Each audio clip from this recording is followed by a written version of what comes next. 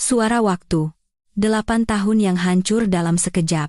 Suamiku mengatakan itu sambil mendorong dokumen perceraian ke hadapanku, seolah-olah itu hanyalah sebuah dokumen bisnis yang tidak memiliki emosi apapun.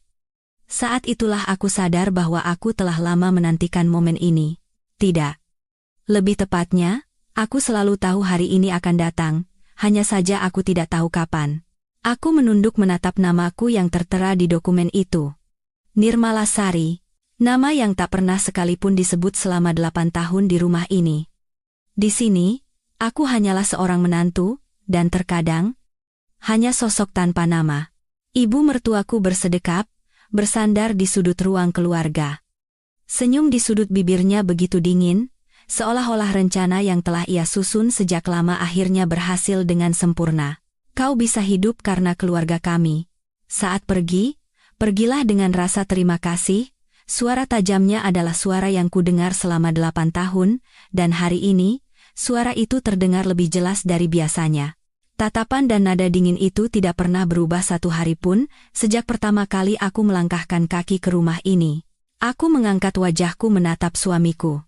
Ia sibuk dengan ponselnya, hanya menunggu aku menandatangani dokumen itu. Sikapnya begitu acuh tak acuh, seperti sedang menunggu seseorang menandatangani tanda terima paket. Aku teringat kembali pada kegembiraan saat pertama kali melangkahi ambang pintu rumah ini 8 tahun lalu. Betapa naifnya aku saat itu. Aku percaya bahwa selama ada cinta, segalanya akan baik-baik saja, entah itu tatapan dingin ibu mertua atau ketidakpedulian suami. Aku pikir seiring berjalannya waktu, segalanya akan membaik. Namun, waktu sama sekali tidak mengubah apapun, malah meninggalkan luka yang lebih dalam.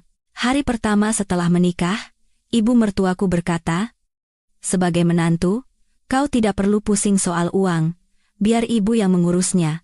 Serahkan buku tabungan gajimu pada ibu." Saat itu, aku menurut begitu saja, berpikir bahwa itu adalah perkataan seorang ibu mertua, jadi sudah sepantasnya. Aku hanya bisa memandangi uang yang ditarik dari rekeningku setiap bulan tanpa berkata apa-apa, karena mereka adalah keluarga dari orang yang kucintai. Aku percaya suatu hari mereka akan mengerti. Di tahun kedua, ia memintaku untuk menutup rekening deposito. "Putra ibu butuh modal untuk bisnis. Sebagai menantu, kau harus membantu, kan?" katanya. Aku hanya bisa mengangguk. Suamiku yang berada di sampingku tidak mengucapkan sepatah kata maaf pun, hanya menatapku seolah itu adalah hal yang wajar. Tapi aku bertahan, karena kupikir inilah cinta, inilah keluarga. Di tahun ketiga, ia memintaku untuk mengalihkan kepemilikan apartemen warisan orang tuaku. Urusan pajaknya rumit. "Lebih baik alihkan dulu ke nama ibu," dalihnya. Sejak saat itulah aku mulai merasa ada yang tidak beres, tapi semuanya sudah terlambat. Aku telah memberikan terlalu banyak pada mereka. Bahkan jika aku curiga sekarang, tidak ada yang bisa berubah. Dan yang terpenting, aku ingin mempercayai suamiku. Mulai tahun keempat, aku tidak lagi menerima uang saku. Ia berkata jika aku butuh sesuatu, katakan saja dan ia akan membelikannya, seolah aku adalah anak kecil.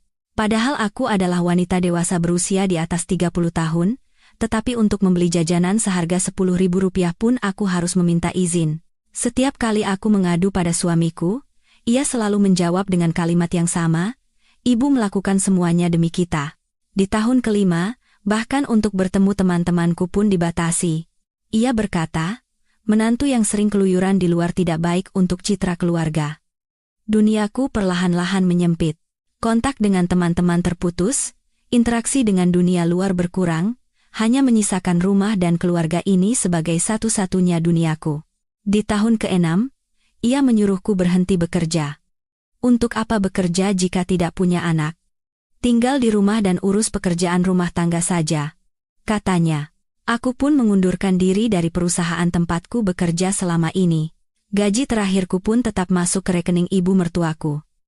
Dan akhirnya, aku menjadi orang yang sepenuhnya bergantung pada rumah ini.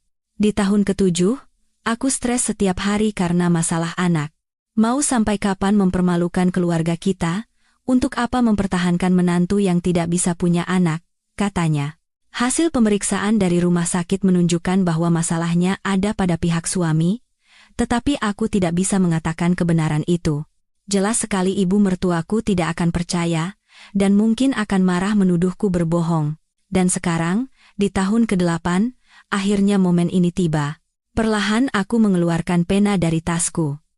Pena yang tak pernah kugunakan sesuai keinginanku sendiri selama 8 tahun. Setiap kali aku menandatangani dokumen apapun, itu selalu atas perintah ibu mertuaku, tidak pernah berkaitan dengan niatku sendiri. Aku membaca dokumen perceraian itu sekali lagi dengan saksama. Di bagian pembagian harta gonogini, tertulis bahwa bagianku hampir tidak ada sama sekali. Itu wajar, karena seluruh aset sudah atas nama ibu mertua dan suamiku. Begitu pula dengan tunjangan, aku hampir tidak menerima apapun. Bahkan ada klausul yang menyatakan akan memotong biaya hidupku selama aku tinggal di rumah ini, persiapan yang sungguh matang. Suamiku melihat jam tangannya dengan gelisah lalu berkata, "Cepat tanda tangani, hari ini harus diajukan." Ibu mertuaku menimpali, "Benar. Jangan berlama-lama, nanti malah rumit. Cepat selesaikan." Aku mendengarkan desakan mereka sambil menggenggam erat penaku. Sentuhan dinginnya terasa di telapak tanganku.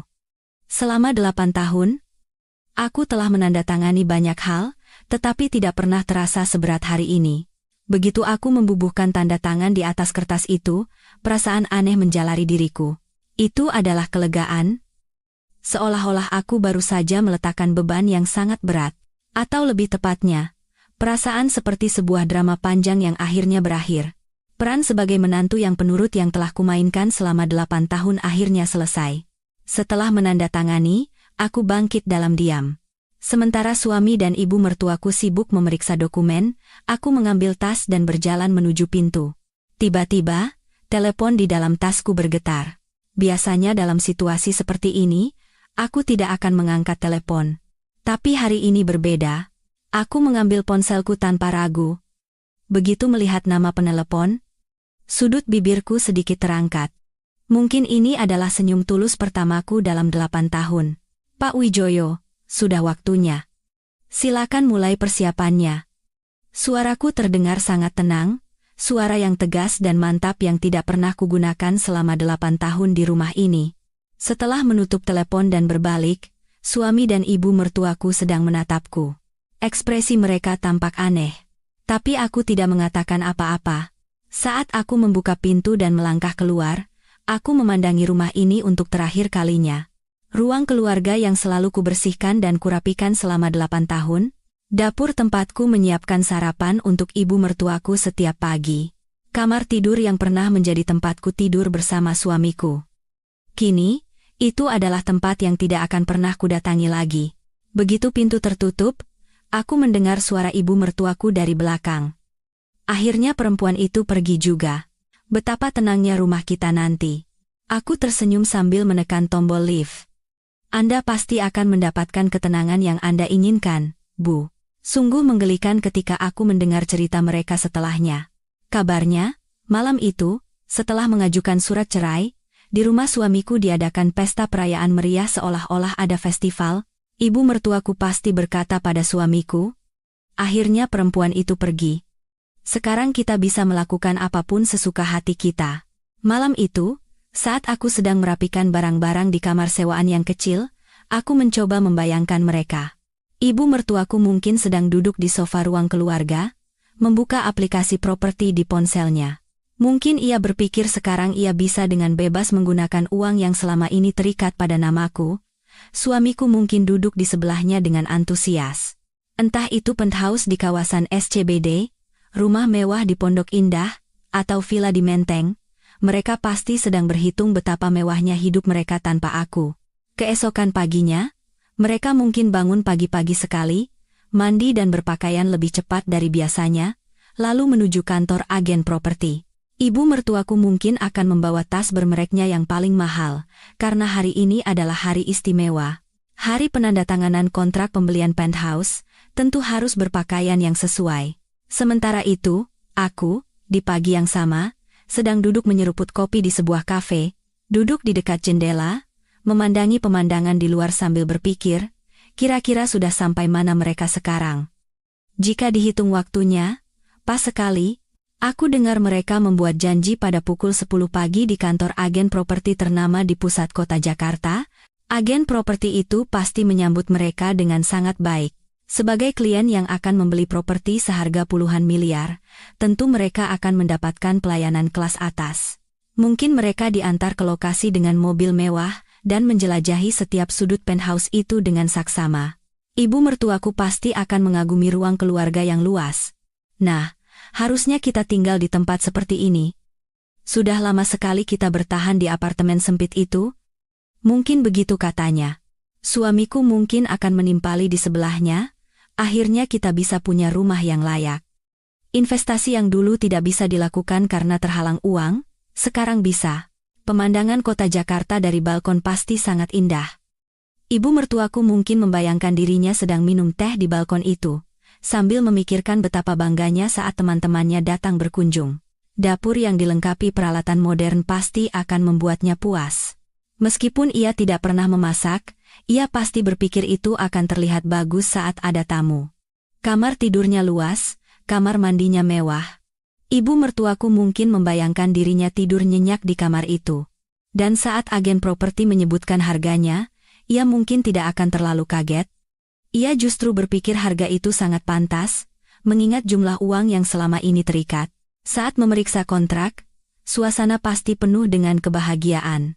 Ia dan suamiku mungkin akan memeriksa setiap klausul satu persatu, merasa bahwa properti ini benar-benar akan menjadi milik mereka. Mereka akan melihat detail kesepakatan khusus, seperti tanggal serah terima, biaya pemeliharaan, dan masalah parkir.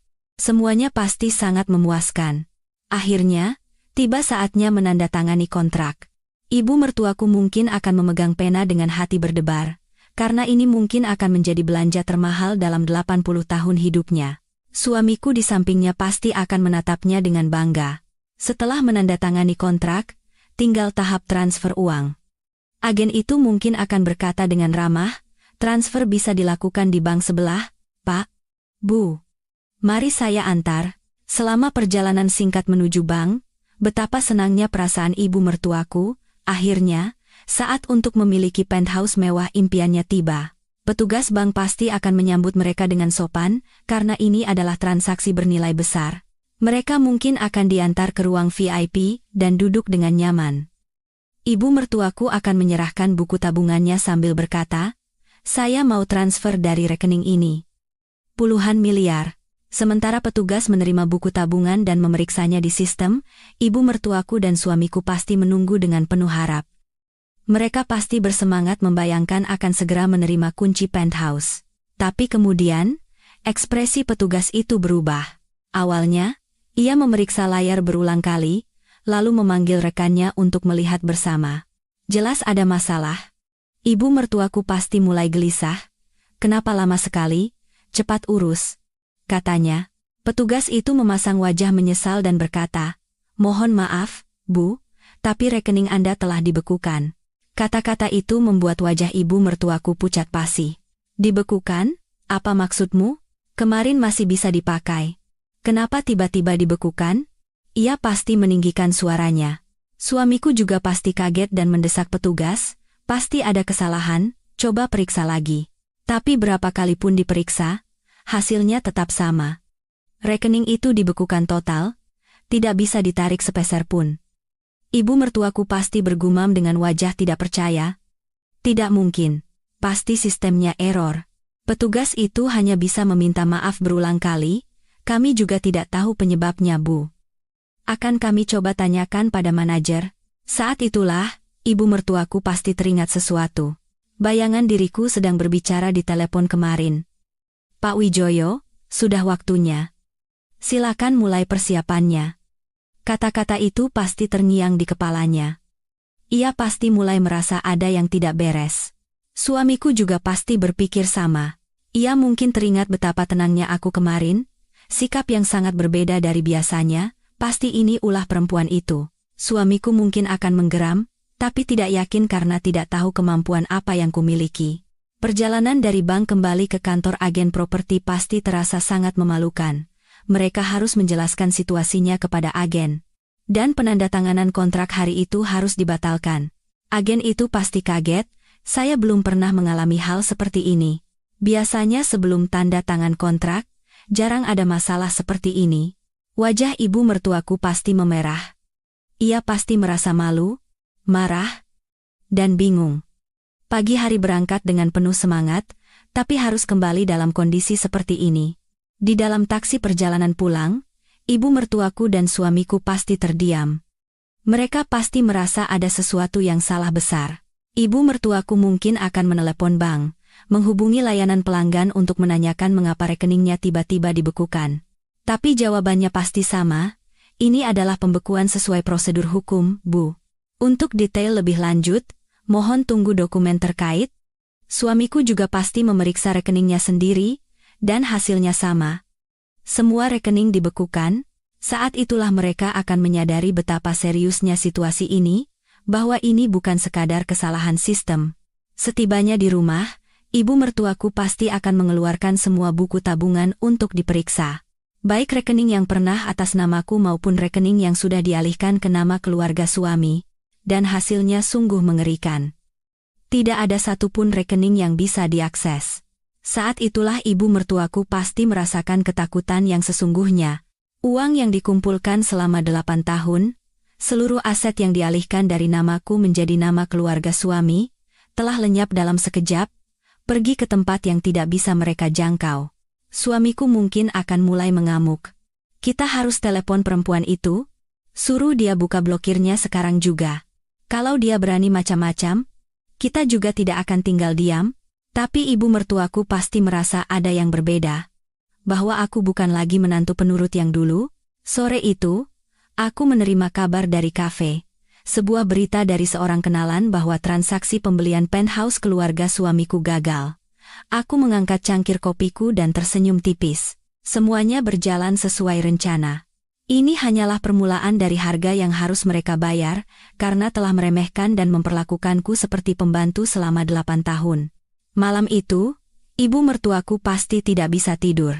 Ia pasti terus berpikir, siapa aku sebenarnya, dan bagaimana hal seperti ini bisa terjadi. Suamiku juga sama, ia mungkin mulai menyadari sedikit demi sedikit betapa besar kesalahan yang telah ia perbuat. Tapi ini baru permulaan. Mereka belum tahu siapa aku sebenarnya, dan apa yang berani mereka sentuh. Besok, mereka akan mengetahui kebenaran yang jauh lebih mengejutkan. Langkah kaki tergesa-gesa pasti bergema di seluruh lobi bank. Setelah kegagalan membeli penthouse kemarin, ibu mertua dan suamiku pasti hampir tidak tidur semalaman. Mereka pasti bangun sejak dini hari untuk berdiskusi tentang apa yang harus dilakukan. Dan akhirnya, mereka mungkin sampai pada satu kesimpulan, mereka harus melabrak pihak bank secara langsung. Ibu mertuaku pasti bangun lebih pagi dari biasanya untuk bersiap. Ia mungkin akan memilih pakaiannya yang paling berwibawa dan mengenakan semua perhiasan mahalnya. Hari ini adalah hari penting, ia tidak boleh kalah. Suamiku juga mungkin mengenakan setelan jas, berbeda dari biasanya yang santai di rumah. Hari ini, mereka harus terlihat formal. Begitu pintu bank terbuka, kemarahan ibu mertuaku pasti meledak.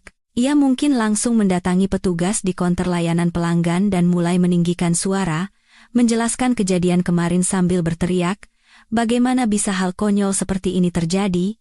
Petugas itu pasti terkejut dengan nasabah yang tiba-tiba datang mengamuk.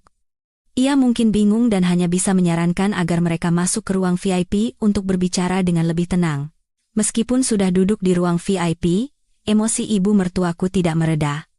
Ia mungkin berteriak, kemarin rekening kami tiba-tiba dibekukan, kami nasabah yang bertransaksi dengan baik selama 8 tahun, tapi kalian perlakukan kami seperti ini. Di mana sopan santun kalian? Petugas yang bertanggung jawab mungkin akan memeriksa komputernya dengan wajah tegang. Ia pasti langsung tahu bahwa situasinya rumit. Ia akan meminta mereka menunggu sebentar lalu memanggil manajer, karena masalah sebesar ini bukan sesuatu yang bisa ditangani oleh staf biasa. Manajer cabang mungkin akan datang sendiri, menyapa dengan sopan dan meminta penjelasan. Ibu mertuaku pasti akan menjelaskan dari awal hingga akhir. Saya baru saja bercerai dengan menantu saya 2 hari yang lalu, dan tiba-tiba semua rekening kami dibekukan. Apakah hal seperti ini legal? Ia pasti akan mendesak. Sementara manajer cabang memeriksa sistem, Ibu mertua dan suamiku pasti menunggu dengan gelisah, berharap ada solusi. Tapi wajah manajer cabang itu pun menjadi muram. Ia memeriksa layar berulang kali lalu berkata dengan wajah serius, "Ibu, Bapak, seluruh rekening ini terdaftar sebagai aset dalam sebuah trust, perwalian aset." Ibu mertuaku pasti akan bertanya balik, "Trust apa? Uang yang kami kelola selama 8 tahun ini tiba-tiba menjadi aset trust?" "Itu konyol." Manajer cabang itu mulai menjelaskan. "Artinya, ada pemilik manfaat yang sesungguhnya, Bu. Meskipun atas nama ibu dan bapak, sebenarnya ini adalah aset yang dikelola atas nama orang lain." Ia kemudian mengeluarkan dokumen hukum. Di dalamnya, tertera dengan jelas detail tentang tanggal pendirian trust, pemilik manfaat yang sebenarnya, dan syarat-syarat pengelolaan. Ibu mertuaku menerima dokumen itu, dan wajahnya pasti pucat pasi. Tanggal pendirian trust itu adalah hari pertama aku masuk ke rumah mereka. Seluruh asetku langsung didaftarkan sebagai trust setelah pernikahan 8 tahun lalu. Di kolom pemilik manfaat, namaku tertera dengan jelas. Nirmala Sari. Nama yang tidak pernah disebut dengan benar di rumah mertuaku, kini terpampang dengan gagah di semua dokumen. Suamiku pasti merebut dokumen itu dan wajahnya ikut memucat. "Apa-apaan ini? Bagaimana bisa uang yang kami kelola selama 8 tahun menjadi milik orang lain?" Ia pasti berteriak. Manajer cabang itu menjelaskan dengan tenang, "Jika dilihat dari perjanjian pendirian trust, sejak awal ini adalah bentuk pengelolaan sementara, Pak. Diatur agar bisa ditarik kembali kapan saja jika pemilik manfaat memintanya." Ibu mertuaku pasti bergumam dengan wajah tak percaya. "Jadi, selama 8 tahun ini, apa yang kami lakukan? Hanya mengelola uang orang lain?" Jawaban manajer cabang itu pasti terdengar dingin. "Benar, Bu. Menurut hukum, ibu dan bapak hanya bertindak sebagai pengelola atau wali amanat. Hak kepemilikan yang sebenarnya ada pada pendiri trust sejak awal." Suamiku pasti mulai marah. "Berarti kami ditipu. Perempuan itu telah menipu kami selama ini." Tapi manajer cabang itu akan berkata, "Tidak seperti itu, Pak, semua proses ini legal. Hanya saja, detail mengenai trust ini tidak dijelaskan secara rinci kepada Anda." Saat itulah ibu mertuaku pasti sadar bahwa pengalihan seluruh aset yang diminta oleh keluarga suami saat aku pertama kali datang, sebenarnya adalah proses pendirian trust. Itu artinya, aku tidak memberikan asetku begitu saja, tapi hanya menitipkannya untuk mereka kelola. Entah itu saat mereka meminta buku tabungan gaji, saat meminta menutup rekening deposito, atau saat meminta mengubah nama pemilik apartemen, semuanya dilakukan dalam format trust. Suamiku pasti bertanya dengan putus asa, "Jadi, tidak ada sepeser pun uang yang bisa kami gunakan?" Jawaban manajer cabang itu pasti menusuk, karena sudah ada permintaan pembatalan trust, bapak dan ibu tidak lagi memiliki wewenang sebagai pengelola.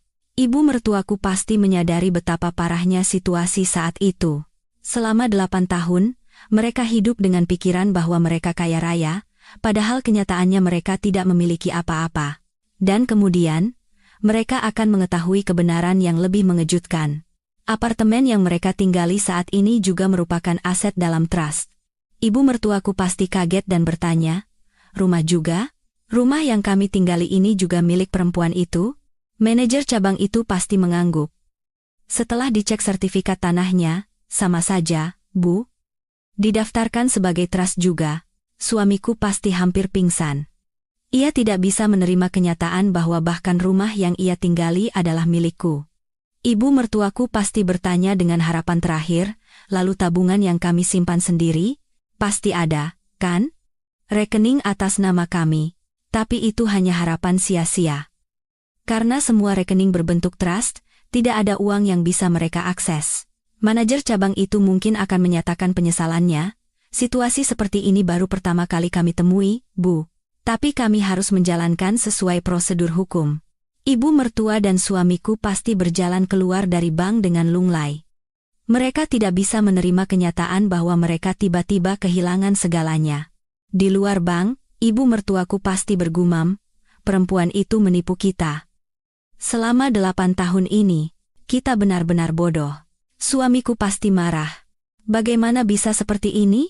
Beraninya dia menghina kita sampai sejauh ini, tapi marah pun tidak akan mengubah apa-apa. Semuanya adalah proses yang legal, dan pihak yang bersalah adalah keluarga suami. Sore itu, aku sedang duduk di kafe langgananku, menyeruput kopi di dekat jendela sambil membaca buku. Dari luar, terlihat seperti keseharian yang normal. Tapi sebenarnya, aku sedang memantau situasi keluarga suamiku secara real time. Bapak Wijoyo, sekretaris pribadiku, menelepon untuk melaporkan bagaimana reaksi mereka setelah keluar dari bank dan bagaimana kondisi mereka sekarang. Aku menerima semua laporannya, sesuai perkiraan kita, Pak. Mereka terlihat sangat syok, kata Bapak Wijoyo. Aku mengangkat cangkir kopiku dan tersenyum tipis, sudah sepantasnya.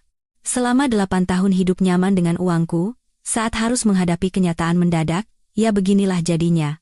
Pemandangan jalanan dari jendela kafe begitu damai. Orang-orang menjalani aktivitas mereka masing-masing, dan aku tampak seperti bagian dari pemandangan itu. Tapi aku tahu, saat ini di rumah mertuaku sedang terjadi kekacauan besar. Ibu mertuaku pasti sudah kembali ke rumah dan mengobrak-abrik semua dokumen.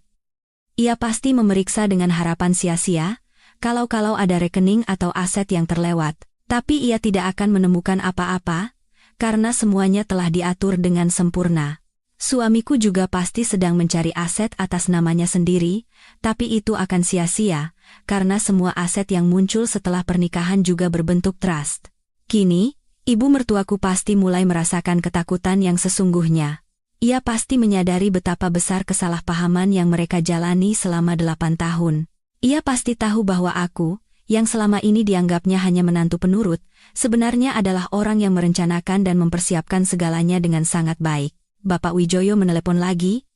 Pihak sana sedang mencari pengacara, Bu. Sepertinya mereka mencoba mencari celah hukum. Aku menjawab, itu reaksi yang sudah kuduga. Meskipun mereka menemui pengacara, tidak akan ada yang berubah, karena setiap langkah kita legal. Dan itu benar. Pengacara manapun yang mereka temui, tidak ada yang bisa dilakukan oleh keluarga suami. Aku menghabiskan kopiku dan bangkit dari kursi. Tahap pertama hari ini berhasil dengan baik. Sekarang saatnya mempersiapkan tahap kedua.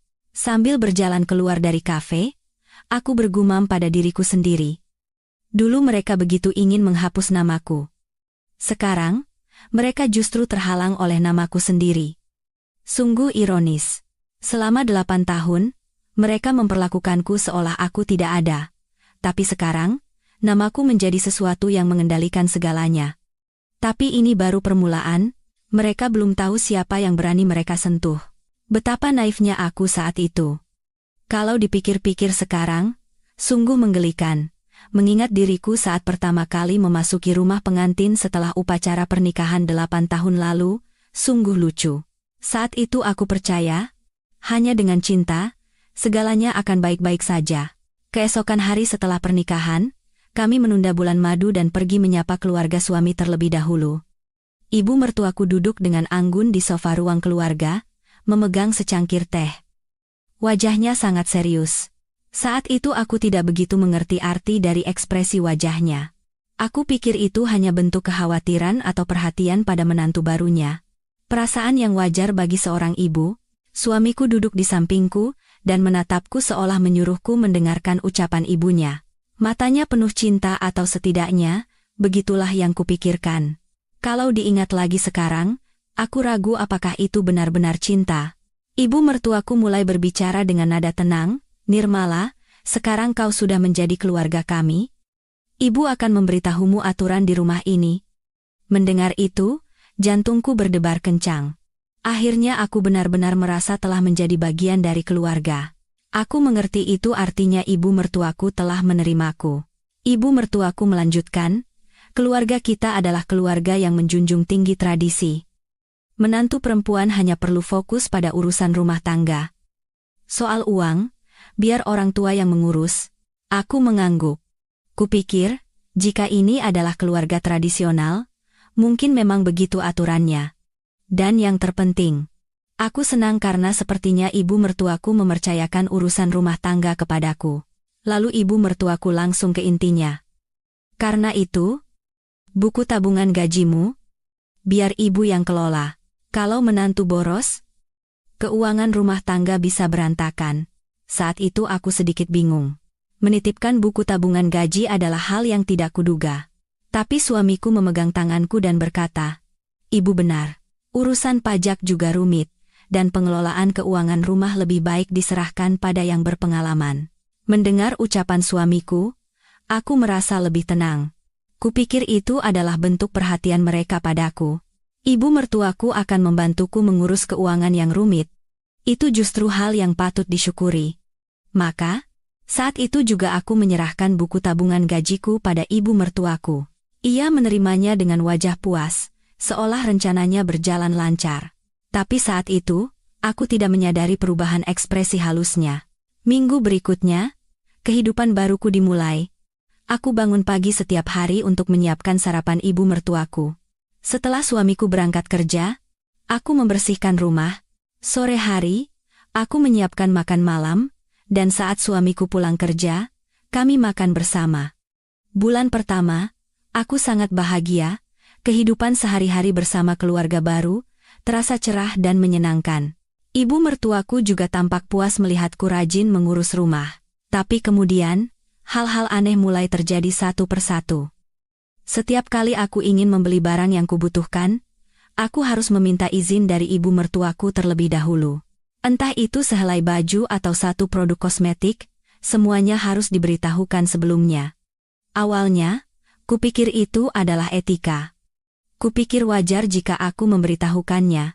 Tapi seiring waktu, aku sadar bahwa itu adalah permintaan izin, karena terkadang ibu mertuaku menolaknya. Barang seperti itu tidak perlu.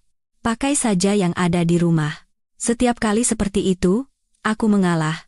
Kupikir ucapan ibu mertuaku benar, karena ia lebih berpengalaman dan mungkin memiliki kebijaksanaan yang tidak kuketahui. 3 bulan setelah menikah, permintaan yang lebih besar datang. Ibu mertuaku memanggilku ke ruang keluarga dan berkata dengan wajah serius, "Nirmala, ibu dengar kau punya deposito yang kau simpan sebelum menikah, ya?" Aku mengangguk. Aku punya deposito yang kukumpulkan secara rutin selama bertahun-tahun, uang yang kusiapkan untuk kehidupan setelah menikah. Ibu mertuaku melanjutkan, "Begini, putra ibu butuh modal untuk bisnis. Sebagai menantu, tidak apa-apa kan kalau membantu sedikit?" Mendengar itu, aku berpikir sejenak. Menggunakan depositoku untuk modal bisnis adalah hal yang tidak pernah terpikirkan. Tapi suamiku di sampingku berkata, "Ini benar-benar mendesak. Kalau bisnisnya berhasil, nanti ku kembalikan 2 kali lipat."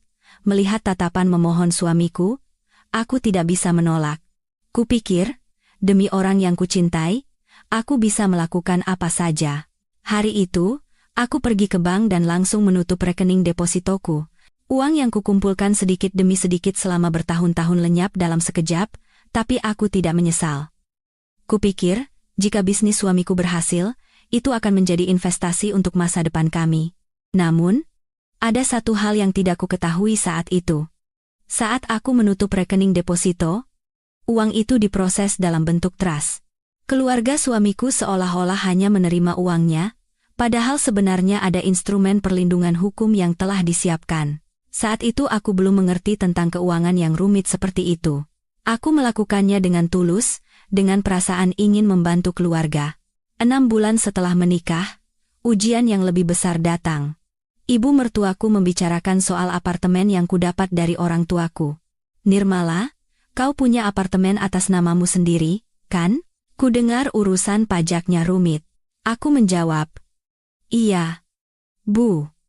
Apartemen kecil hadiah pernikahan dari orang tua." Ibu mertuaku menyarankan, "Bagaimana kalau dialihkan dulu ke nama keluarga kita? Biar hemat pajak dan pengurusannya lebih mudah." Saat itu aku masih tidak curiga. Kupikir ibu mertuaku memberiku saran demi kebaikanku, membantuku menyelesaikan masalah pajak yang rumit adalah hal yang patut disyukuri. Suamiku pun menimpali, "Ibu lebih berpengalaman mengurus properti. Lebih baik serahkan pada ibu." Aku terbujuk oleh kata-kata itu. Kupikir, jika diserahkan pada ibu mertuaku yang berpengalaman, akan lebih aman. Tapi kalau dipikir-pikir sekarang, sejak saat itulah aset-asetku mulai dialihkan ke keluarga suami satu persatu. Saat proses pengalihan kepemilikan apartemen, Aku mulai curiga untuk pertama kalinya. Dokumennya lebih rumit dari yang kukira. Bukan hanya pengalihan nama biasa, tapi ada proses rumit seperti pendirian trust di dalamnya. Saat itu pengacara menjelaskan, dengan cara ini, bisa lebih hemat pajak nantinya, Bu. Dan jika diperlukan, bisa dialihkan kembali kapan saja. Mendengar itu, aku merasa lega. Kemungkinan untuk bisa dialihkan kembali membuatku tenang. Kupikir itu hanya penitipan sementara. Tapi baru belakangan aku tahu betapa matangnya rencana itu. 1 tahun setelah menikah, aku menjadi orang yang sepenuhnya bergantung secara ekonomi.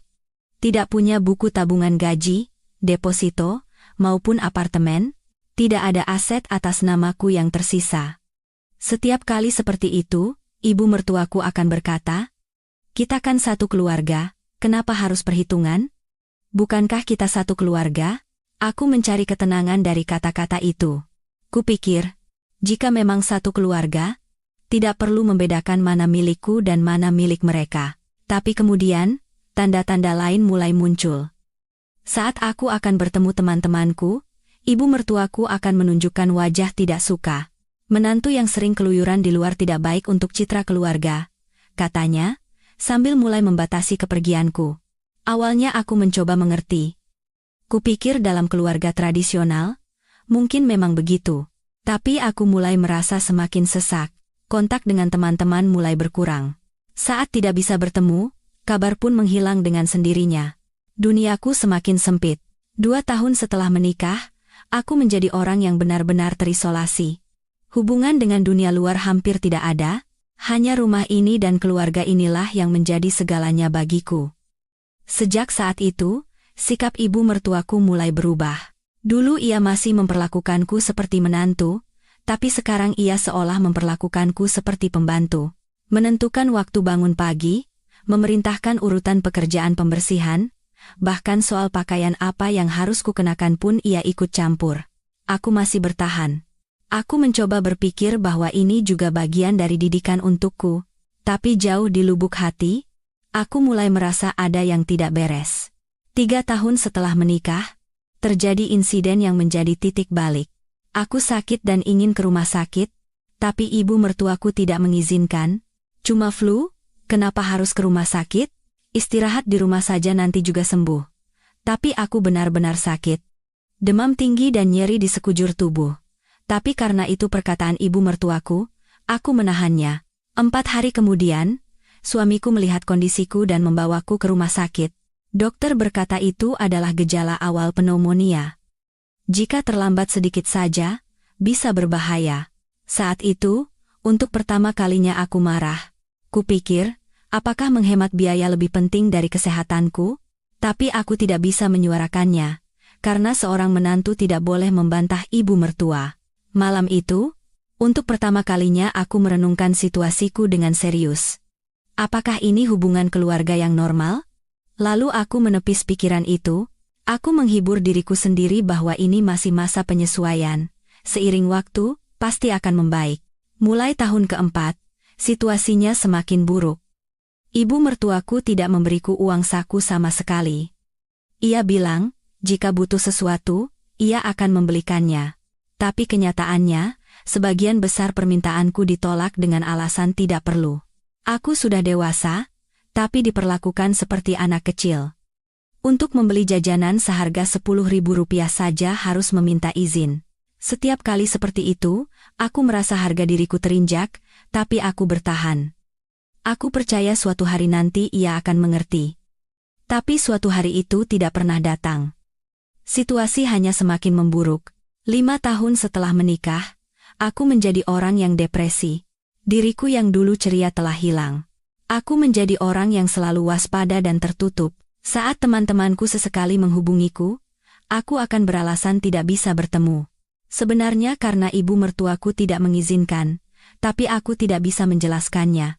Jadi, aku perlahan-lahan memisahkan diri dari dunia. Tapi bahkan saat itu, aku belum menyerah. Aku percaya setidaknya suamiku masih mencintaiku. Namun, di tahun ke-6, harapan terakhir itu pun hancur. Suamiku mulai mengabaikanku. pulang ke rumah tanpa sapaan ramah, dan kami hampir tidak pernah berbicara. Saat aku mengajaknya bicara, ia akan menjawab dengan kesal, seolah aku adalah beban. Saat itulah aku sadar. Aku tidak tahu bahwa di kemudian hari, uang ini akan menghancurkan keluarga kami. Tapi saat itu sudah terlambat, setelah aku menyeberangi sungai yang tak bisa kembali. Getaran ponsel memecah keheningan ruang keluarga. Itulah saat yang telah kuantisipasi. Tidak, lebih tepatnya, itu adalah sesuatu yang kutahu akan terjadi suatu hari nanti, hanya saja aku tidak menyangka akan secepat ini. Itu adalah ponsel suamiku. Ia meninggalkannya di meja ruang keluarga saat pergi mandi. Biasanya ia tidak akan melakukan itu, tapi sepertinya belakangan ini ia mulai lengah. Ketika notifikasi pesan muncul di layar, aku ragu-ragu. Apakah benar jika aku mengintip privasi suamiku? Tapi di saat yang sama, aku punya firasat aneh. Perubahan perilaku suamiku yang mencurigakan beberapa bulan terakhir sepertinya saling terkait. Ia semakin sering pulang larut malam dan sering pergi mendadak di akhir pekan. Katanya urusan pekerjaan, tapi ada sesuatu yang tidak wajar. Perlahan aku mengambil ponselnya dan memeriksa layar. Nama pengirimnya adalah Rania, nama yang belum pernah kulihat sebelumnya. Dan begitu aku melihat isi pesannya, jantungku serasa berhenti berdetak. Sayang, nanti kalau sudah tanda tangan kontrak penthouse-nya, langsung ke sini ya. Aku tunggu. Pesan singkat itu menjelaskan segalanya. Kemarin saat aku mendengar kabar bahwa keluarga suami gagal membeli penthouse, kukira itu hanya masalah keuangan. Tapi setelah melihat pesan ini, aku tahu situasinya lebih rumit dari itu. Suamiku berselingkuh dengan wanita lain, dan ia bahkan memberitahukan kabar pembelian penthouse itu kepadanya. Tanganku terasa gemetar. Kehidupan pernikahan 8 tahun hancur dalam sekejap. Aku memeriksa riwayat pesan lebih lanjut. Isinya penuh dengan hal-hal yang tidak pernah kubayangkan. Percakapan yang telah berlangsung selama berbulan-bulan, ungkapan cinta, dan bahkan rencana masa depan. Yang paling mengejutkan adalah pembicaraan tentangku. Wanita itu mengirim pesan khawatir, kalau istrimu tahu bagaimana? Jawaban suamiku lebih mengejutkan lagi. Tenang saja. Nanti juga akan kurus. Perempuan itu sudah selesai. Perempuan itu? Begitulah ia memanggilku. Orang yang telah hidup bersamanya selama 8 tahun sebagai istri, ia panggil seperti itu. Aku mendengarkan suara air dari kamar mandi sambil terus memeriksa pesan. Kapan hubungan mereka dimulai, bagaimana perkembangannya, semuanya terungkap dengan jelas. Yang paling menyakitkan adalah waktu. Hubungan mereka sudah berlangsung lama, bahkan sebelum ada pembicaraan cerai denganku. Saat aku masih percaya bahwa suamiku mempercayai dan mencintaiku, ia justru sedang merencanakan masa depan dengan wanita lain. Ada pesan yang lebih mengejutkan lagi. Wanita itu bertanya pada suamiku, kalau cerai nanti, pembagian hartanya bagaimana? Begitu melihat jawaban suamiku, aku merinding. Tenang saja. Tidak ada apapun atas nama perempuan itu. Ibuku sudah mengurus semuanya. Saat itulah, semua kepingan teka-teki menyatu menjadi sebuah gambar yang utuh. Alasan keluarga suami perlahan-lahan mengalihkan asetku selama 8 tahun bukan hanya karena urusan pengelolaan keuangan rumah tangga. Itu adalah rencana yang telah disiapkan untuk saat ini sejak awal. Aku meletakkan ponsel itu kembali ke tempatnya dan duduk di sofa. Pikiranku kacau, kemarahan, rasa dikhianati, dan kehampaan bercampur aduk. Ketika suamiku selesai mandi dan keluar, aku berpura-pura menonton TV, seolah tidak tahu apa-apa. Ia melihat ponselnya dan tersenyum. Mungkin ia sudah melihat balasan dari wanita itu. Ia menatapku dan berkata, "Hari ini sepertinya harus lembur. Aku akan pulang larut." Aku mendengarkan kebohongan itu dan ingin tertawa, tapi aku menahannya. Iya, hati-hati di jalan. Setelah suamiku pergi, aku duduk sendirian di ruang keluarga. Sulit menerima kenyataan bahwa 8 tahun terakhir ini adalah sebuah kebohongan. Saat itu, ibu mertuaku keluar dari dapur. "Kenapa belum menyiapkan makan malam? Apa yang kau lakukan?" Aku mengangkat wajah menatapnya. Saat itu, aku merasakan sesuatu yang berbeda dari ekspresi wajahnya, seolah ia sudah tahu segalanya. Ibu mertuaku duduk di sofa dan berkata, "Nirmala, sudahlah, Cukup. Tidak butuh waktu lama untuk mengerti arti kata-katanya. Ibu mertuaku juga tahu tentang perselingkuhan suamiku. Tidak. Kupikir mungkin itu sudah termasuk dalam rencana mereka sejak awal. Aku bertanya dengan hati-hati, maksud ibu apa? Ibu mertuaku menghela napas dan menjawab, ibu tahu semuanya. Tentang putra ibu yang berhubungan dengan wanita lain, dan tentang hubungannya denganmu yang tidak lagi baik. Perempuan itu jauh lebih baik, lebih cocok dengan keluarga kita. Mendengar itu, pikiranku kosong. Ibu mertuaku juga mengenal wanita itu, dan bahkan menyukainya. Ibu mertuaku melanjutkan, kau juga tahu kau tidak bisa punya anak. Tidak ada gunanya juga. Lebih baik bercerai dan pergi. Itu yang terbaik untuk kedua belah pihak. Saat itu, tubuhku terasa lemas. Semua pengorbananku untuk rumah ini selama 8 tahun menjadi tidak berarti dalam sekejap. Kata-kata terakhir ibu mertuaku adalah yang paling mengejutkan. Tapi jangan mempermalukan keluarga kita, pergilah diam-diam. Perempuan itu kelihatannya jauh lebih berkelas. Mendengar itu, aku ingin tertawa. Berkelas? Wanita yang merebut suami orang lain itu berkelas? Tapi aku tidak mengatakannya.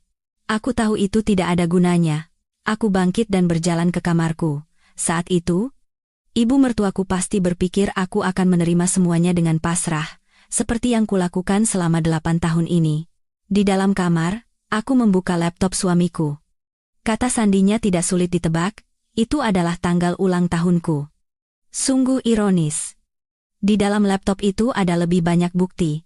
Foto-foto dengan wanita itu, catatan perjalanan mereka bersama, dan bahkan rencana masa depan.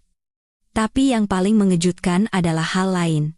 Itu adalah formulir permohonan perubahan nama pemilik rekening bersama, dokumen untuk menghapus namaku dari semua rekening yang mencantumkan namaku, bahkan rekening yang tidak pernah kuketahui sebelumnya.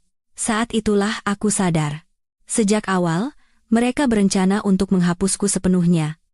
Bukan hanya namaku, tapi juga keberadaanku.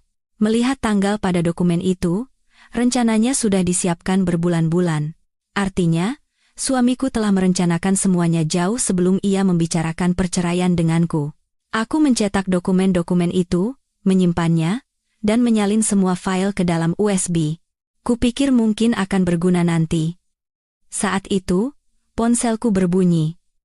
Pesan dari suamiku. Sepertinya akan lebih malam lagi. Tidur saja duluan. Aku menatap kebohongan itu dan bergumam. Jadi kalian ingin menghapus namaku? Ya? Tapi ada satu hal yang tidak mereka ketahui. Mereka tidak tahu siapa aku, dan kekuatan apa yang kumiliki. Selama 8 tahun, aku mungkin telah memainkan peran menantu penurut dengan terlalu sempurna, sehingga mereka benar-benar meremehkanku. Tapi sekarang berbeda. Sudah waktunya aku menunjukkan bahwa aku juga bisa menghapus nama. Malam itu aku tidak bisa tidur. Aku menata ulang segalanya di kepalaku, pengkhianatan suami, penghinaan ibu mertua, dan rencana matang mereka. Tapi di saat yang sama, aku merasakan secercah harapan. Sekarang aku tidak perlu merasa bersalah lagi. Ini adalah kesempatan untuk membuktikan bahwa semua waktuku yang terbuang untuk keluarga ini selama 8 tahun tidak sia-sia. Saat fajar menyingsing, aku mengambil keputusan. Jika mereka ingin menghapus namaku, maka aku akan menghapus nama mereka juga, tapi dengan caraku sendiri. Dengan kekuatanku sendiri. Pagi harinya, suamiku pulang. Ia berpura-pura lelah dan langsung mandi. Aku melihatnya dan tertawa dalam hati. Ia masih berpikir bisa menipuku dengan sempurna. Ibu mertuaku juga masih memerintahkanku menyiapkan sarapan seperti biasa. Ia bertingkah seolah tidak ada percakapan apapun semalam. Aku menyiapkan sarapan dengan patuh. Tapi di dalam hati, aku telah menyusun rencana. Aku bersumpah pada diriku sendiri, mulai hari ini, segalanya akan berubah. Mereka akan segera tahu betapa besar mereka telah meremehkanku. Kini saatnya untuk menemukan jati diriku yang sebenarnya. Saatnya untuk melepaskan sosok yang tersembunyi selama 8 tahun. Sisi lain yang tersembunyi di balik nama Nirmala Sari. Pagi itu, aku keluar rumah lebih awal dari biasanya. Keluarga suami mungkin berpikir aku pergi ke supermarket. Ibu mertuaku mungkin melihatku membawa daftar belanjaan yang ia berikan dan merasa tenang, berpikir bahwa aku masih menantu yang patuh. Tapi aku tidak menuju ke supermarket, melainkan ke tempat lain. Gedung kantor pusat Yayasan Budaya Adhikarya, yang terletak di jantung kota Jakarta. Gedung kaca yang menjulang tinggi seolah menusuk langit. Di sanalah aku lahir dan dibesarkan. Berdiri di depan gedung itu, perasaan aneh muncul. Saat aku pergi dari sini 8 tahun lalu, aku tidak pernah berpikir akan kembali lagi. Saat itu, aku buta karena cinta dan berpikir bisa meninggalkan segalanya. Saat melangkah masuk ke lobi, pemandangan yang familiar menyambutku. Lantai marmer yang memantulkan cahaya lampu, karya seni yang menghiasi dinding, dan staf yang menyapa dengan sopan. Semuanya masih sama. Tapi sekarang, aku adalah orang yang berbeda. Bukan lagi putri tunggal ketua yayasan 8 tahun lalu, tapi seorang wanita yang telah merasakan pahitnya dunia. Aku naik lift ke lantai teratas. Di sana adalah ruang kerja sekretaris ayahku, Bapak Wijoyo.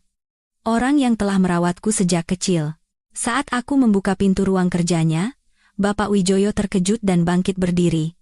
Nona Nirmala, sudah lama tidak bertemu. Mendengar suara yang kurindukan itu, hatiku terasa hangat. Itu adalah nama asliku yang kudengar setelah 8 tahun. Bapak Wijoyo bertanya bagaimana kabarku, mengapa aku tidak menghubunginya selama ini. Tapi melihat ekspresi wajahku, ia pasti langsung tahu bahwa sesuatu yang serius telah terjadi. Aku berkata pelan, Pak Wijoyo, sepertinya kita harus memulainya. Bapak Wijoyo mengerti betul arti kata-kataku. Itu berarti sudah waktunya untuk mengaktifkan semua mekanisme yang telah disiapkan untuk keadaan darurat saat aku memutuskan untuk menikah 8 tahun lalu. Bapak Wijoyo bertanya dengan tenang. Apakah kita akan menjalankan semua tahap, Nona? Aku mengangguk. Tidak ada alasan untuk ragu lagi. Aku baru menyadari betapa matangnya Bapak Wijoyo telah mengatur segalanya. Seluruh aset yang kuberikan pada keluarga suami telah dilindungi dengan sempurna dalam bentuk trust. Entah itu, buku tabungan gaji, deposito, apartemen, dan bahkan aset yang muncul setelah menikah, semuanya secara hukum adalah milikku. Keluarga suami hanyalah pengelolanya.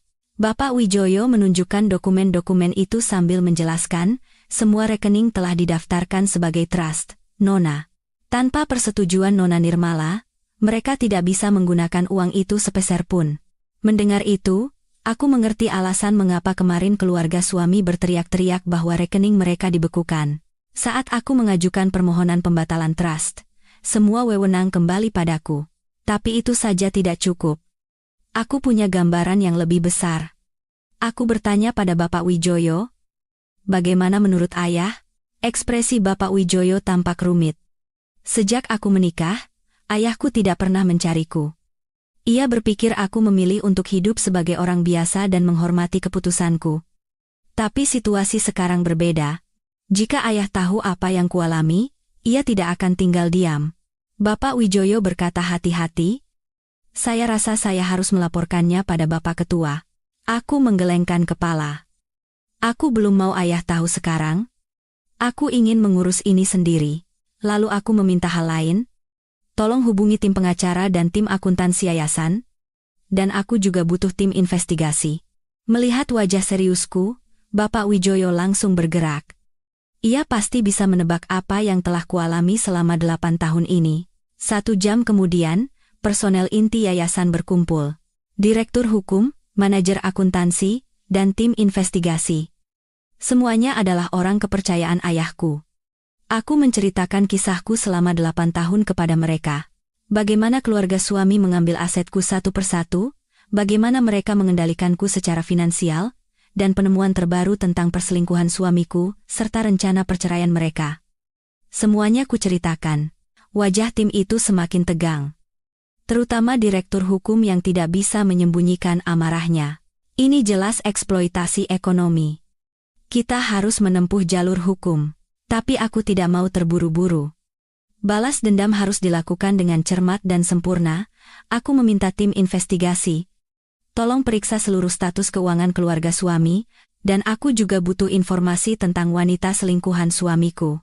Kepada tim akuntansi, aku memberikan tugas lain, tolong hitung nilai pasti aset saya, dan hitung juga jumlah uang yang telah dihabiskan oleh keluarga suami.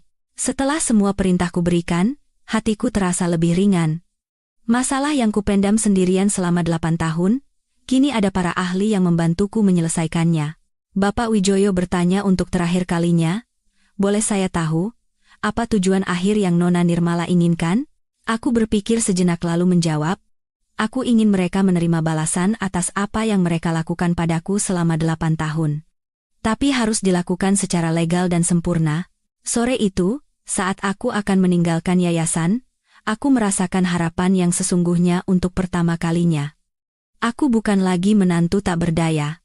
Aku adalah pewaris Yayasan Budaya Adhikarya, dan aku punya kekuatan untuk menggerakkan sumber daya dan para ahli yang hebat. Dalam perjalanan pulang, aku mampir ke minimarket. Aku membeli barang sesuai daftar yang diberikan ibu mertuaku, karena aku masih harus menjaga citra sebagai menantu yang patuh. Setibanya di rumah, ibu mertuaku mengomel karena aku pulang terlambat. Beli barang saja kenapa lama sekali? Banyak pekerjaan di rumah. Aku meminta maaf sambil merapikan barang. Tapi dalam hati, aku tertawa. Ibu mertuaku masih belum tahu siapa aku. Saat makan malam, suamiku pulang. Hari ini ia juga masih berpura-pura lelah dan tidak menyapaku dengan baik. Mungkin ia baru saja bertemu dengan wanita itu. Sambil menyiapkan makanan, aku mengamati suamiku. Wajahnya begitu percaya diri, ia benar-benar berpikir aku tidak tahu apa-apa. Ibu mertuaku juga masih memerintahku seperti biasa. Kerjakan ini, kerjakan itu, perintahnya seolah aku pembantu. Aku menuruti semua perintahnya. Tapi dalam hati, aku menghitung mundur. Kupikir, dalam beberapa hari, segalanya akan berubah. Malam itu, suamiku pergi lagi dengan alasan lembur. Aku menggunakan waktu sendirian untuk memeriksa dokumen yang dikirimkan oleh yayasan. Informasi yang dikumpulkan oleh tim investigasi sungguh luar biasa. Status keuangan keluarga suami, data pribadi wanita selingkuhannya, dan rencana masa depan mereka, semuanya berhasil diungkap. Yang paling menarik adalah identitas wanita itu. Wanita bernama Rania itu adalah junior di kantor suamiku, tapi latar belakang keluarganya tidak begitu baik. Alasan ia berhubungan dengan suamiku bukan karena cinta murni, tapi lebih karena tujuan ekonomi. Melihat pesan-pesan yang dikirim suamiku, ia menghabiskan cukup banyak uang untuk wanita itu. Tas bermerek, makanan mahal, dan biaya perjalanan. Semuanya adalah uangku yang digunakan untuk wanita lain.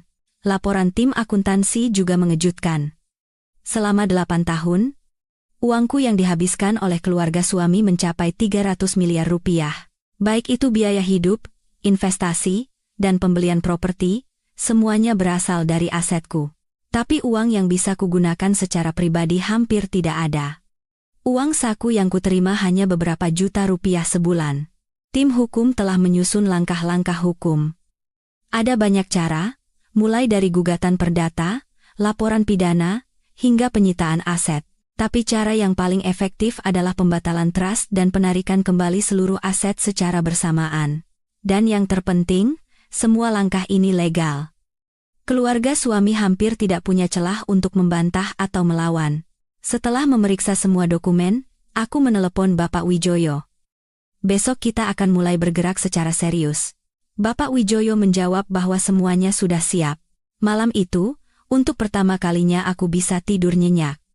Kemarahan dan keputusasaan yang terpendam selama 8 tahun akhirnya menemukan jalan keluar. Keesokan paginya, suami dan ibu mertuaku masih bersikap seperti biasa. Perlakuan mereka yang seperti pada pembantu, penghinaan, dan anggapan bahwa aku adalah milik mereka, sekarang terasa begitu menggelikan. Aku tetap memainkan peran sebagai menantu yang patuh. Tapi dalam hati, aku telah memulai rencanaku. Sekarang, yang tersisa bagi mereka hanyalah rekening-rekening yang terikat pada namaku. Dan rekening-rekening itu akan segera lenyap. Selama 8 tahun, aku hidup dengan nama Nirmala Sari. Tapi sekarang, saatnya untuk kembali menjadi putri tunggal ketua Yayasan Budaya Adhikarya. Mereka akan segera tahu betapa besar kesalahan yang telah mereka perbuat. Uang itu milik anakku. Teriakan ibu mertuaku yang terdengar dari layar CCTV bergema di seluruh ruang keamanan yayasan. Aku sedang menyaksikan peristiwa itu secara real-time, seolah menonton drama, tapi ini adalah kenyataan. Perjuangan terakhir keluarga suami telah dimulai. Setelah 3 hari semua rekening dibekukan, ibu mertua dan suamiku sepertinya sudah mencapai batas mereka. Mereka telah mencoba segala cara di rumah, tapi tidak berhasil. Pergi ke pengacara pun tidak ada gunanya. Melabrak bank juga tidak mengubah apa-apa, malah semakin menegaskan kenyataan pahit. Selama itu, ibu mertuaku pasti telah mendapatkan informasi penting. Ia pasti sudah tahu bahwa aku memiliki hubungan dengan Yayasan Budaya Adhikarya. Mungkin ada yang melihatku masuk ke gedung yayasan, atau ia mendapat informasi dari sumber lain. Berdasarkan informasi itu, ibu mertuaku pasti menyusun rencana gila. Menyerbu yayasan untuk mencari tahu kebenarannya sendiri. Pagi itu, aku sedang melakukan pengecekan terakhir dengan Bapak Wijoyo di ruang kerjanya. Semua proses hukum berjalan lancar, dan tidak ada lagi yang bisa dilakukan oleh keluarga suami. Sekarang, tinggal menunggu mereka menerima kenyataan. Tapi ekspresi Bapak Wijoyo tampak kurang baik. Ada laporan dari tim keamanan bahwa ada orang mencurigakan yang berkeliaran di sekitar gedung. Saat memeriksa rekaman CCTV, ternyata itu memang ibu mertua dan suamiku. Mereka berdiri ragu-ragu di depan pintu masuk gedung cukup lama. Sepertinya sedang memutuskan apakah akan masuk atau tidak. Aku melihat pemandangan itu dan merasa sedikit kasihan. Meskipun mereka telah meremehkan dan memperlakukanku seperti pembantu selama 8 tahun, kondisi mereka saat ini sungguh menyedihkan. Tapi perasaan itu tidak bertahan lama, mengingat apa yang telah mereka lakukan padaku, tidak ada alasan untuk merasa kasihan. Sekitar pukul 1 siang, mereka akhirnya bergerak. Ibu mertuaku masuk ke gedung lebih dulu. Di meja resepsionis, ia berkata ingin bertemu dengan perwakilan dari Yayasan Budaya Adhikarya. Saat resepsionis bertanya, apakah sudah ada janji, ibu mertuaku mulai berteriak. Ini darurat. Saya datang karena Nirmalasari, perempuan itu telah mengambil uang kami. Saat lobi mulai gaduh, tim keamanan datang. Tapi ibu mertuaku tidak mau mundur. Ia justru semakin kencang menyuarakan ketidakadilan.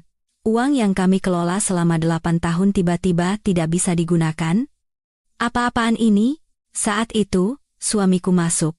Ia terlihat lebih tenang dari ibunya, tapi matanya menunjukkan keputusasaan dan kemarahan. Staf mencoba menjelaskan dengan sopan, tapi mereka tidak mau mendengarkan. Mereka hanya ingin tahu di mana aku berada, dan bagaimana cara mendapatkan uang mereka kembali. Tim keamanan menghubungi Bapak Wijoyo, melaporkan bahwa situasi memburuk dan meminta keputusan apakah akan memanggil polisi. Tapi aku menyuruhnya menunggu. Aku ingin melihat sejauh mana mereka akan bertindak. Sekitar 30 menit kemudian, situasi semakin parah. Ibu mertuaku mulai menggebrak meja resepsionis sambil berteriak, katakan sekarang di mana menantuku. Apa yang dia lakukan di sini? Kalau tidak, aku tidak akan pergi. Melihat pemandangan itu, aku merasa iba sekaligus geli. Ia masih saja berpikir aku hanyalah menantu penurut. Suamiku mencoba cara lain. Ia menawarkan uang kepada staf untuk mendapatkan informasi, tapi staf kami bukanlah orang yang bisa disuap. Tindakannya itu justru membuatnya semakin mencurigakan. Pukul 3 sore, perilaku mereka semakin menjadi-jadi.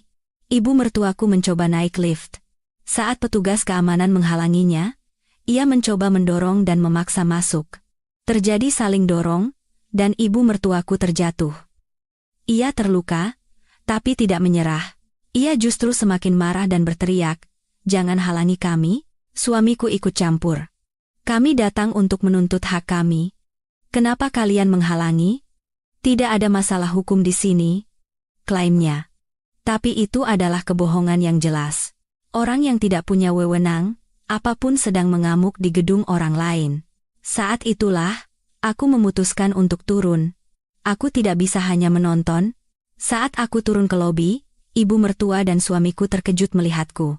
Terutama ibu mertuaku, wajahnya seolah tidak mengerti bagaimana aku bisa ada di sini. Aku berkata dengan tenang, "Ibu, sebaiknya kita pulang." Tapi ibu mertuaku justru semakin marah.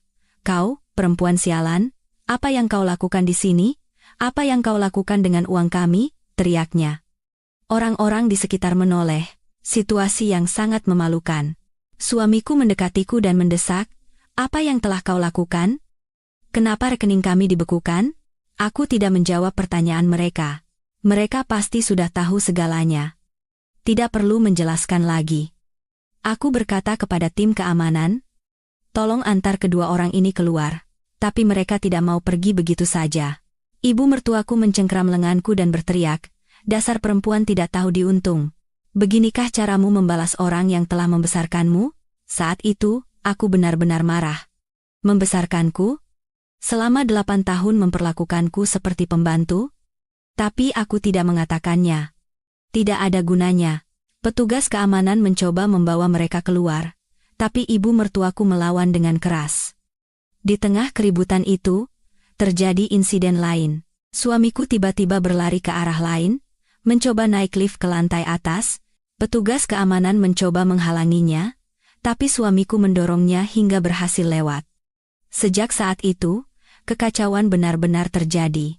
Suamiku berlari ke lantai atas dan mulai menggedor pintu-pintu kantor. "Nirmala di mana? Keluar sekarang!" teriaknya. Para pegawai terkejut dan mencoba menelepon polisi, tapi suamiku semakin beringas. Ia bahkan masuk ke ruang kerja yang berisi komputer dan mulai mengobrak-abrik dokumen. Aku melihat pemandangan itu melalui CCTV dan tidak percaya. Suamiku yang biasanya bersikap sopan, kini berubah total. Akhirnya, suamiku berhasil masuk ke ruang server. Ia mencuri kartu akses dan masuk tanpa izin. Aku tidak tahu pasti apa yang ingin ia lakukan di sana, tapi pasti bukan tujuan yang baik. Bapak Wijoyo segera menuju ke sana. Ruang server adalah tempat penyimpanan data penting yayasan. Tidak boleh ada penyusup. Saat Bapak Wijoyo tiba, suamiku sedang menyentuh komputer. Bapak Wijoyo mencoba menghentikannya, tapi suamiku mendorongnya dengan keras, membuat Bapak Wijoyo terjatuh dan kepalanya terbentur. Begitu melihat kejadian itu melalui CCTV, aku sangat marah. Bapak Wijoyo adalah orang yang telah merawatku sejak kecil. Bagaimana bisa ia terluka seperti ini? Aku segera menelepon polisi dan memanggil ambulans. Aku tidak tahan lagi. Polisi butuh waktu sekitar 10 menit untuk tiba. Selama itu, suamiku keluar dari ruang server dan mengobrak-abrik ruang kerja lain. Ia benar-benar sudah gila. Ibu mertuaku juga masih membuat keributan di lobi. Kini ia mulai mengancam staf. "Kalau kalian tidak mengembalikan uang kami, aku tidak akan tinggal diam. Akan kuhancurkan gedung ini." Akhirnya polisi tiba. Setelah memahami situasi, mereka langsung mengamankan ibu mertua dan suamiku. Ibu mertuaku melawan sampai akhir. "Apa salah kami? Kami hanya datang untuk mengambil uang kami kembali," teriaknya. Tapi polisi tidak mendengarkan. Itu adalah perilaku yang jelas-jelas ilegal. Suamiku ditangkap sambil terus mengklaim dirinya tidak bersalah. "Itu uang saya. Istri saya yang mengambilnya." Tapi klaim itu tidak ada gunanya. Menerobos tanpa izin, perusakan properti, dan penyerangan adalah tindak pidana yang jelas. Bapak Wijoyo dilarikan ke UGD. Beruntung, ia tidak mengalami luka serius, hanya memar di kepala. Aku menyusul ke rumah sakit untuk melihat keadaannya. Dokter berkata ia perlu dirawat sekitar 1 minggu. Bapak Wijoyo berkata ia tidak apa-apa dan justru mengkhawatirkanku. "Saya khawatir Nona Nirmala akan sedih," katanya. "Tapi aku tidak punya hati untuk bersedih lagi. Ikatan terakhirku dengan mereka telah lenyap." Sore harinya, ada telepon dari kantor polisi. Mereka memberitahukan bahwa suamiku akan diproses hukum atas tuduhan menghalangi petugas, menerobos tanpa izin, dan penyerangan. Ibu mertuaku juga kemungkinan besar akan dihukum sebagai turut serta melakukan kejahatan. Aku mendengarkan berita itu dengan perasaan campur aduk. Di satu sisi, kupikir itu adalah akibat yang pantas mereka terima, tapi di sisi lain, aku tidak menyangka masalah ini akan menjadi sebesar ini. Malam itu, saat aku kembali ke rumah, suasananya benar-benar sepi. Suamiku di kantor polisi, dan ibu mertuaku pasti syok hingga tidak keluar dari kamar. Aku duduk sendirian di ruang keluarga dan merenungkan kejadian sepanjang hari. Keserakahan mereka, perjuangan terakhir mereka, justru membawa mereka pada kehancuran. Biarlah hukum yang memutuskan. Sekarang, semuanya benar-benar akan berakhir. Sinar matahari pagi menembus jendela. Pagi itu, sinar matahari terasa lebih hangat dari biasanya, seolah musim dingin yang panjang telah berakhir dan musim semi akhirnya tiba. Semalam, setelah mendengar kabar bahwa suamiku ditahan, aku tetap tenang. Aku justru merasa lega. Lega karena akhirnya segalanya akan kembali pada tempatnya. Ibu mertuaku menerima telepon sejak dini hari. Pengacara, kenalan, dan kerabat, semuanya pasti menelepon untuk menanyakan kejadian kemarin. Tapi ibu mertuaku pasti tidak banyak bicara, karena semuanya adalah kebenaran yang terlalu jelas. Saat sarapan, ibu mertuaku masih belum keluar dari kamar. Biasanya, jika aku tidak menyiapkan sarapan, ia akan marah. Tapi hari itu berbeda. Aku sarapan sendirian dengan menu sederhana. Untuk pertama kalinya dalam 8 tahun, aku bisa makan apa yang kuinginkan, tidak perlu memasak sesuai selera ibu mertuaku atau menyiapkan lauk kesukaan suamiku. Kebebasan itu begitu berharga. Sekitar pukul 10 pagi, Bapak Wijoyo menelepon. Ia memberitahukan bahwa ia sudah keluar dari rumah sakit dan ada jadwal penting hari ini, konferensi pers. Kejadian di yayasan kemarin telah menjadi berita, dan banyak wartawan ingin tahu kebenarannya. Apalagi saat beredar rumor bahwa putri ketua Yayasan Budaya Adhikarya terlibat, minat publik semakin tinggi. Aku menerima tawaran itu. Sekarang tidak ada alasan untuk bersembunyi lagi, justru, inilah saatnya untuk membuka kebenaran. Sebelum meninggalkan rumah, aku bercermin. Sosok yang kulihat sangat berbeda dari saat aku pertama kali datang ke rumah ini 8 tahun lalu. Dulu aku adalah pengantin yang naif dan jatuh cinta.